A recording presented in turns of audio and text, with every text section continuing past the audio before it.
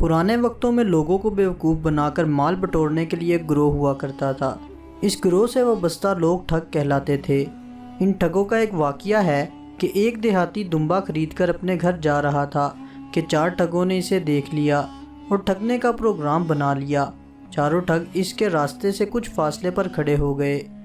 वो देहाती कुछ आगे बढ़ा तो एक ठग इसके सामने आकर खड़ा हो गया और बोला, भाई ये कुत्ता कहाँ लेकर जा रहे हो? देहाती ने इसे घूर कर देखा और बोला, बेवकूफ़ तुम्हें नज़र नहीं आ रहा ये कुत्ता नहीं दुम्बा है। देहाती कुछ और आगे बढ़ा तो दूसरा ठग आ टकरा। इसने कहा, भाई ये कुत्ता तो बड़ा शानदार है, कितने का ख़रीदा है? देहाती ने इसे भी झड़क दिया। अब देहाती तेज़ कदमों से घर की जानिब बढ़ा, मगर आगे तीसरा ठग ताक लगाए बैठा था, जिसने प्रोग्राम के मुताबिक कहा, भाई ये कुत्ता कहाँ से लिया है? अब देहाती तशवीश में मुब्तला हो गया कि क्या ये वाकई कुत्ता तो नहीं है। इसी शशोपंज में मुब्तला बाकी मानदार रास्ता काटने लगा। बिलाखिर चौथे ठग से टकराव हो गया, जिसने ताबूत में आखिरी कील ठोकी और बोला, जनाब इस कुत्ते को घास खिलाओगे? अब तो देहाती के औसान ख़ता हो गए और इसका शक यकीन में बदल गया कि ये वाकई कुत्ता है। वो इस दुम्बे को छोड़कर भाग खड़ा हुआ। यूँ इन चारों ने दुम्बा ठग लिया। आज हमारा माशरा भी दूसरी नोयत के ठगों की यलगार में है।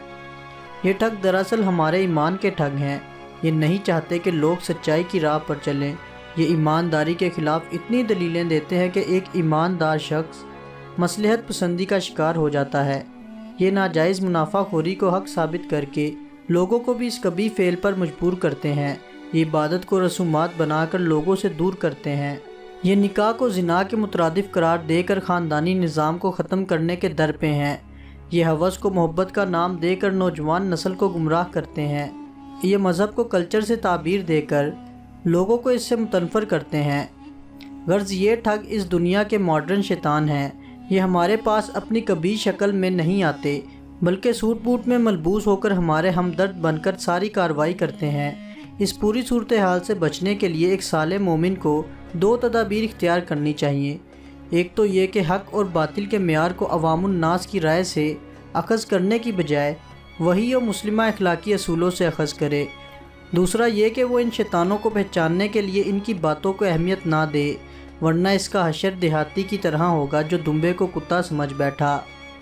दोस्तों, उम्मीद है आपको हमारी ये सबक आमूज़ कहानी पसंद आई होगी। मज़ीद वीडियोज़ के लिए चैनल को सब्सक्राइब करके बेल आइकन को दबा दें। मिलते हैं किसी नई वीडियो में। अल्लाह निगहबान।